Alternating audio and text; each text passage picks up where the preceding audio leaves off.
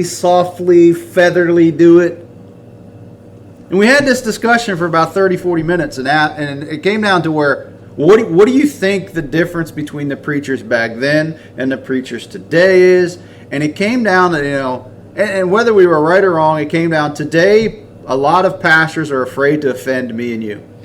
And I'm going to take you up on that. And, you will see people today preach against certain sins that are gross enough that they don't think anybody in those pews are doing them, and say, oh, over there, man, at least we're not like that publican. Right. Well, yeah, we're the publican. Yeah, that's what we're doing. Yeah, Oh, look at me, Lord. None of the people in my place or nobody that listens to me is doing this. Yeah. And it's like the movement of God that happened throughout history is when someone stood up and said, this is wrong.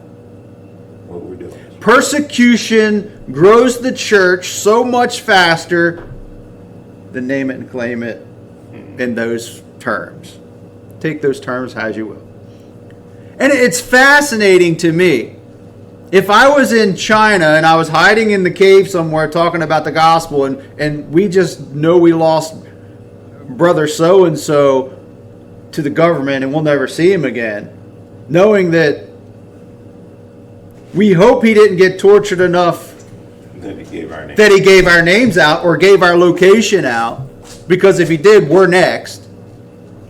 But I love God so much. I understand the totality of who God is, what he offers me and what he wants from me so much, it doesn't matter.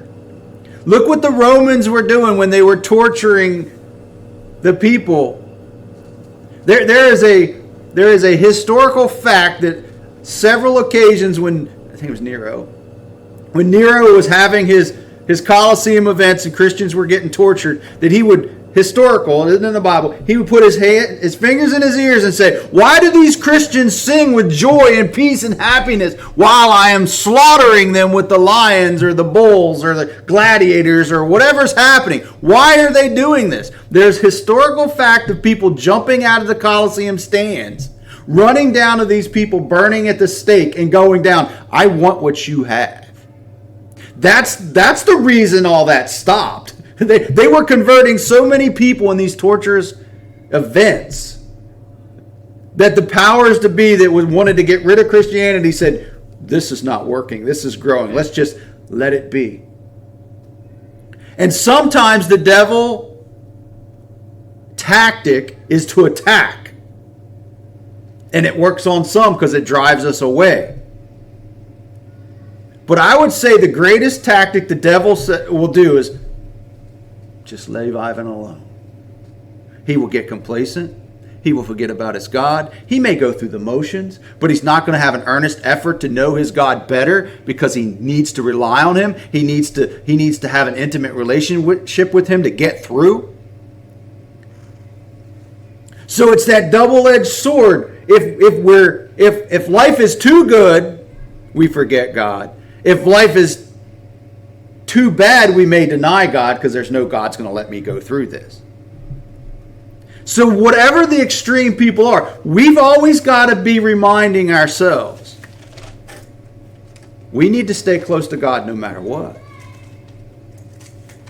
Because it's an intimate relationship with God that he desires. We were talking about eternal life, and what did he say eternal life was?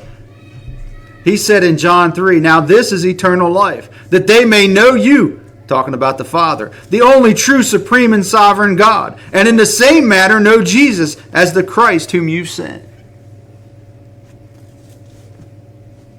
See, we could get on either extreme.